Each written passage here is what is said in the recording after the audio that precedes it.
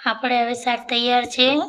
હવે ચલો બનાવીએ। આપણે તેલ લઈ લેવાનું, પછી 1 ચમચી રાઈ નાખી દેવાની, 1 ચમચી પછી ઉકળવા દઈને જીરું નાખી દેવાનું, પછી આખી મેથી નાખી દેવાની,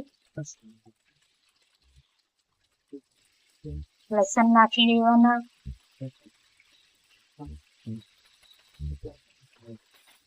એક વાટકી જેવા લીલા મરચાં નાખી દેવાના, પછી થોડી ડુંગળી લઈ લેવાની। હવે આપણે અંદર ટમાટર લઈ લઈશું,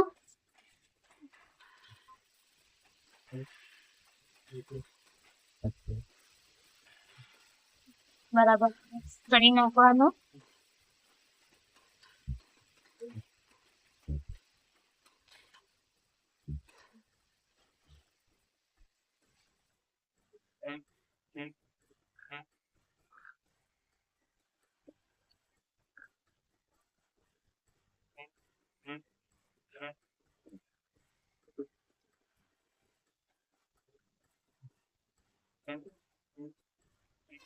એક ચમચી મરચું પાવડર, 1 ચમચી હળદર પાવડર એડ કરી લેવાનો,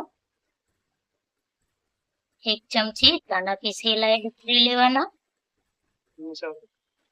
1 ચમચી જેટલું મીઠું એડ કરી લેવાનું, 1 ચમચી ગરમ મસાલો એડ કરી લેવાનો,